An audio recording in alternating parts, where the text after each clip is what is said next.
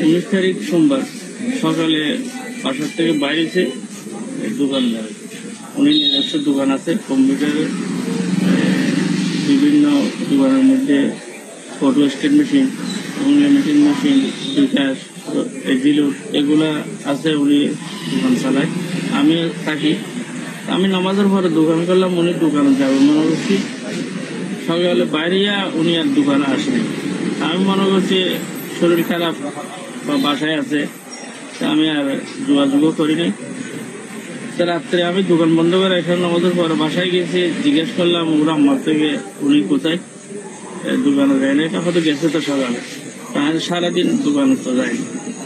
আচ্ছা, আমরা ঘুমাইছি রাত্রে, মেহমান আসছিল আমার, মেহমানদেরকে খাওয়া দাওয়া করে ঘুমাইছি। সকাল উঠছি দেখে রুমে, ওনার রুমে খালি নাই, কাপড় চোপড় সব আছে, ওনার ল্যাপটপ আছে, সব আছে, এগুলো আছে, সব আছে, কিন্তু উনি নেই। আমি নামাজ পড়তে চলে গেছি, ফজরের নামাজ পড়ে দোকান খুলছি, আবার নাস্তা পানি করছি। সারাদিন আমি আবার দোকানে আসিনি, বাসায় আসিনি। তখন রাত্রে আমি বাসায় গেছি, ওনার আমাকে বললাম যে উনি আজকেও আসে নাই, ওনার ফোন দাও নাই, বাদ দিচ্ছি, মোবাইল বন্ধ।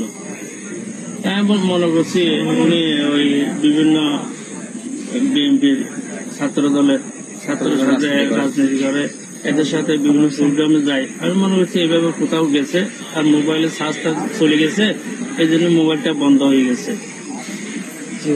যায়নি বাসায়, ওই দিনে যখন যায়নি তখন বিভিন্ন বন্ধু বান্ধব এদের সাথে যোগাযোগ করছি। তারপর দিন উনি কালকে হইতে বাসায় যায় না। এখন ওনার খবর তো যেভাবে সবাই বলে যে মানে আমরা তো জানি না, দেখি নাই।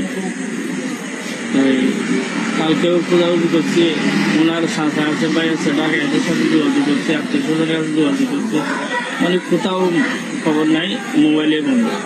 এখন আমরা আজকে এসে থানায় একটা জিডি করতেছি। আপনি এতদিন পরে এখানে আসছেন, আর হচ্ছে তার কি কোনো শত্রু আছে? শত্রু মানে উনি তো আওয়ামী লীগের বিরুদ্ধে, ছাত্রলীগের বিরুদ্ধে, এলাকার যখন ছাত্রলীগের বিভিন্ন ধরনের কাজকর্ম করতো, এদের বিরুদ্ধে লেখালেখি করতো ফেসবুকে। এই জন্য ওনাকে অনেকে হুমকি টুমকি দিছিল। এরকম আছে পরিচিত?